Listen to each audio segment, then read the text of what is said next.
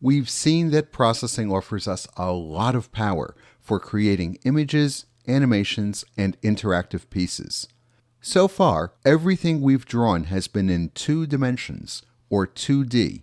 That is, everything we've drawn has only required 2 coordinates, x and y. Processing also offers some basic tools for drawing things in 3 dimensions, or 3D. Drawing in 3D can be much more complicated than in 2D. You have to effectively recreate a TV or movie studio in your program. Because the subject of 3D is very big and involves a lot of new material, I consider it an advanced topic, and I won't go into it in detail here. But I would like to give you an overview of the process. First, you create the objects that you want to have in your scene, like chairs or pianos or even people. You create these objects by providing tons and tons of 3D points and joining them up together into little flat polygons that form a kind of a shell that represents the object. If the pieces are small enough and there aren't any holes, you can make a pretty convincing simulation of almost any shape. Then you describe how these objects look. You give them a basic color and then describe how reflective or shiny they are. Once you've created all of your objects, you need to set up some lights so that you can see them. Processing offers you a variety of light sources, each of which has its own list of parameters. Finally, you need to create a camera to view the whole scene, and the camera also takes lots of parameters. The result is that processing will display the image of the scene as if it was recorded by that virtual camera.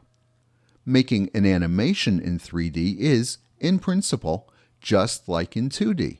From one frame to the next, you change one or more aspects of your scene. When the changes are small and they happen quickly enough, your viewer perceives it as animation. If we use more points and therefore more polygons, we can make our objects look smoother and smoother. Let's look at a few examples of the sorts of things we can do in 3D. Here's a simple collection of 4 colored cubes that I can tumble around with my mouse.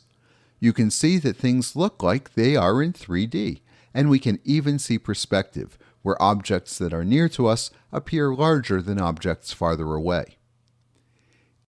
Here's a little animation. In the center of the animation, I want to show a sphere. Since I can only use flat polygons to make up objects, I can use tons of tiny polygons to fake a smooth sphere. Here, I'm drawing the outline around each polygon so you can see it. Surrounding the sphere, there's a ring of pink rectangles. Each rectangle is spinning around its own center. To make this animation, my program uses transformation commands just like in 2D. To draw each rectangle, I move to its center and I rotate to get it in the proper orientation, only now I rotate in 3D. Then I call rotate one more time with an ever-increasing angle to get the rectangle to spin around its center. Let's crank up the number of rectangles. Now I have about 10 times as many, and we get a really interesting kind of rotating shape. It looks to me like one of those ruffled Elizabethan collars. I thought it might be fun to add a twist to the rectangles as they go around the sphere. Well, that looked good, so I added a few more twists. All I'm doing here is changing that angle by which I rotate each rectangle. I thought it might be interesting to see what happens if the twist moves over time. To make this a little more interesting, I backed off on the number of rectangles and textured each one with a photograph. And if you look at the sphere in the center, you'll see I've removed the lines around each of the little flat triangles. When I do that, the sphere really does look like a pretty smooth surface. I thought it might be fun to populate the outside of a spaceship with lots of little shapes. I started with a single tile, and then placed lots of copies of it side by side. I curved the outermost tiles inward to make a trench, gave them some color, and then randomly rotated each one before I placed it. Then I made a few other little tiles and chose them randomly to make up the surface. Here I've placed 3 colored light sources above the scene, and they're moving around randomly. The only thing I'm changing from one frame to the next is the position of the lights.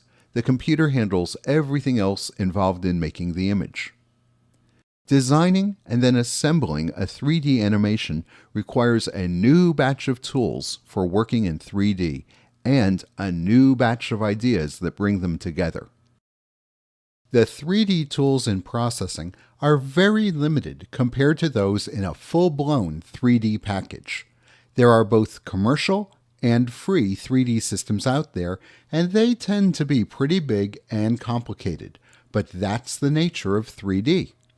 If you're interested in developing very complicated or realistic imagery, you may find it worth the effort to invest in one of these packages because they were built from the ground up for 3D.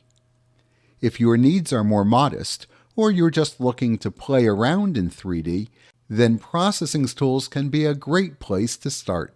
As I said earlier, I think of 3D as a pretty advanced topic, so I won't dig into more detail here. If you're keen to dig into 3D on your own, you can check out the free online documentation or read Chapter 21 in the book. 3D imagery can take considerable effort, but it can look pretty great.